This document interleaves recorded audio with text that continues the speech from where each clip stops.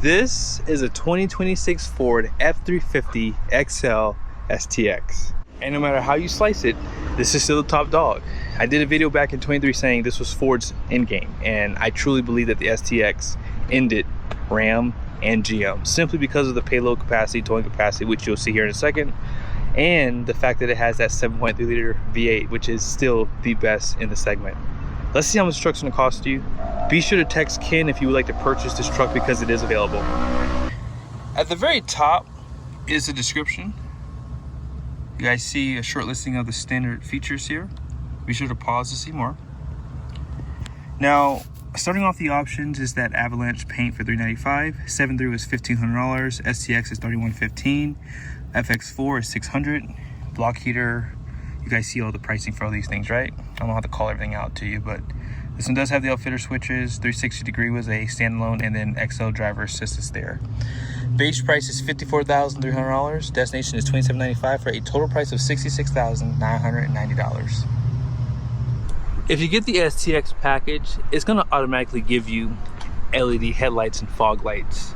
And STX is gonna give you painted front and rear bumpers, which you cannot get on an SLE or SLT from GMC.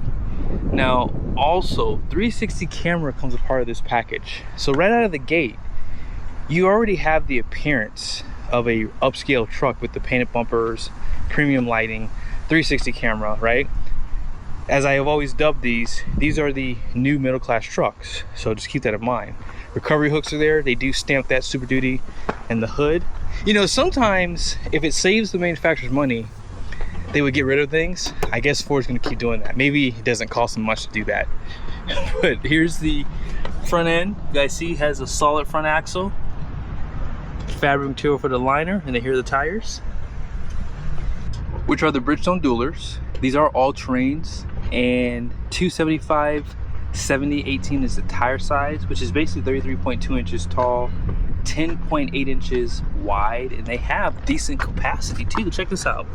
3,640 pounds of capacity at 80 psi cold, 8 lug. What do you guys think about those wheels? Those wheels have been around since the beginning of 23, so nothing new here. Standard bed. Now I will admit to you guys, I think this is the first time I've noticed that I didn't know how to turn these lights on for this truck. On the higher trim levels, there's buttons for them, but I can't turn this light on. Here's the turn signals right there. Blind spot alert. No smart key system, no fixed running boards, but I probably would maybe add the power ones on this one, just saying. Now with this standard bed, 34-gallon fuel tank. Also, you have a locker out back, part of the FX4 package. Painted bumpers. You only have the rear parking sensors, incandescent and LED tail lights. Also incandescent bulbs here. Light that shines down for your Class 5 hitch, camera. And this is not assisted. There's no step here, no spray in, but you have fifth wheel prep package with a 7 and 12-way plug. No bed lights, interesting. There's a package for that. Tie downs around the bed, and 373 rear. I would definitely consider a few packages that I'll talk about when we drive the truck. But yeah, this is really, really nice. Love the color and the blackout with this package.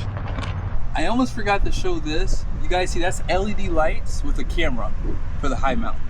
And you have a power sliding glass with defrost, tinted glass. Nobody can hate on Ford's 7.3 liter.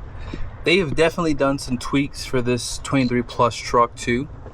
And it has now 430 horsepower, 485 pound-feet of torque, takes a 5W30 oil, and has a 10-speed transmission behind it.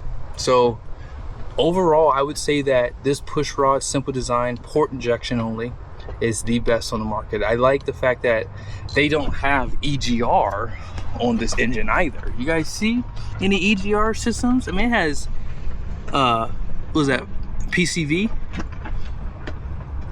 But yeah, apart from that, I don't see no EGR on this engine, because you know that the 6.4 Hemi has EGR. Also has the multi-displacement system, which is cylinder deactivation. So this is really one of the best one. Now, GM does not use EGR or the cylinder deactivation on the 6.6 LAT. but it's only direct injection. So again, I like this configuration better. Now, when you get the STX, just know this. You definitely have a work truck interior, because as I said, you get this really nice exterior with this work truck interior. And that's not a bad thing. I just wish that Ford would just make this a black interior, because the work truck gray just gets to me every time. So power windows, power door locks, power outside mirrors, all there. Automatic headlights, tilt and telescoping steering wheel. And you still have a really supportive seat too. They're pretty wide at the bottom, and you have nice bolstering. And Ford does have the softest seats too. Here's all your controls on the steering wheel. 6-passenger configuration. You guys saw too your auxiliary switches.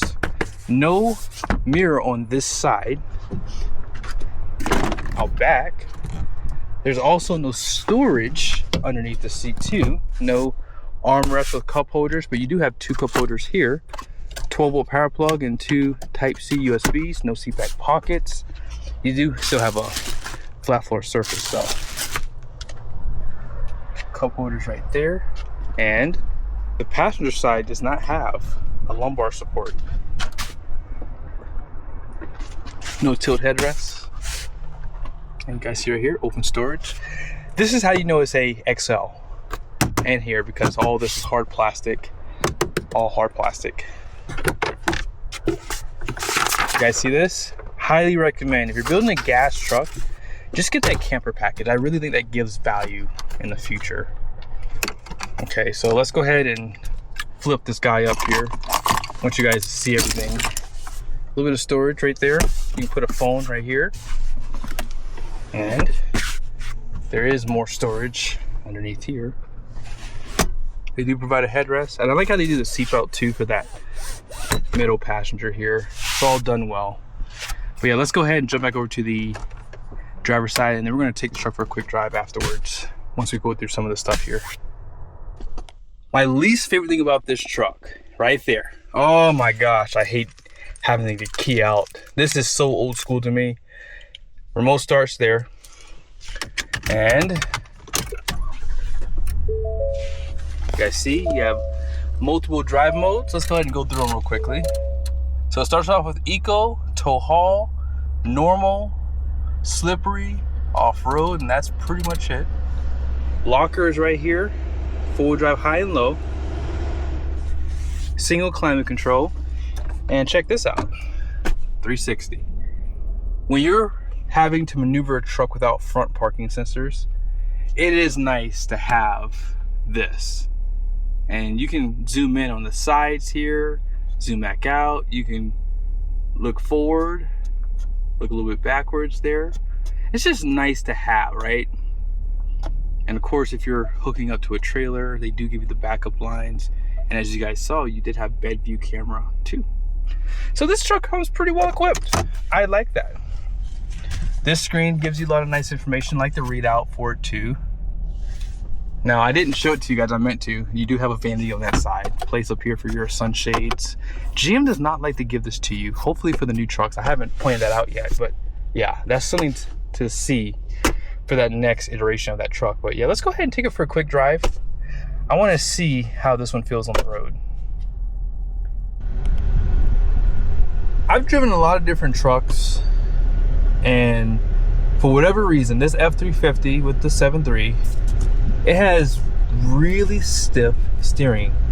And it's just this truck. I don't ever remember this on any other truck at low speeds, that is. Now, obviously, when you're moving, it doesn't feel as stiff, but it is a little stiff compared to what I've remembered. I almost wondered if this thing had the camper package on it, right? Although, I will say I would build this truck all the time with a camper package, just because in the future, it's going to bring more value, especially if you don't keep your truck long term. If you sell it privately, you could definitely get some buyers out there who would like to have a truck like this with a camper package. But overall, you don't need a diesel. And here's why. Look at that puppy go. Wow. She is powerful. And this has a 373. I would say that for me, I like the idea of the 430 just because I know I'm probably gonna run 35s or even 37s on this truck. So I just want the lowest gearing possible. That's really it. Look at the temperatures. This truck heats up pretty quickly too. Engine coolant's at 191. It's just dropping a little bit. Transmission's at 157. Engine oil temps at 181. And it's quiet too. Let me turn the AC down a little bit so you guys can. And you can't even tell that this thing has a V8. Like, these things are so quiet today. It's scary. But yeah, turning is definitely a little stiffer from what I found, like on like the 3/4 ton F250s with this same engine configuration. So all of them have solid front axles, right? So I don't know why this one is just a little stiffer than I'm used to. Brake feel, let's see. I'm gonna hit the brakes a little harder. They're not touchy. That's something else I've noticed. With time, these brakes do get touchy. But when new, they don't feel that way at all. Sounds so good. Really responsive. And because this is an F350 with the 7.3, it has a 10R140. Locker out back. This is just a really good package. 360 cameras you guys saw. I think that if you're in the market for a really affordable pickup truck that can tow pretty heavy, I found your truck. Let's go ahead and see what that payload capacity is. Here are the numbers on the door.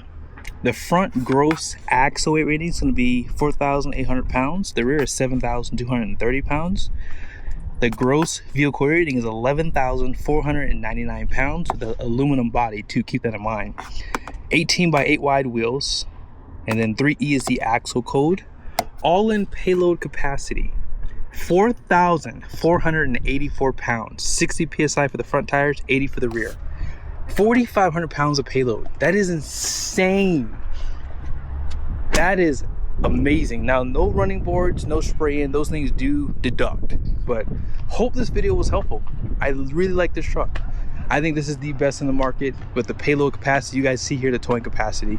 This is truly one of the best trucks on the market, and this middle class truck works. If you want more payload and nice amenities with a nice exterior styling, this is the truck right here.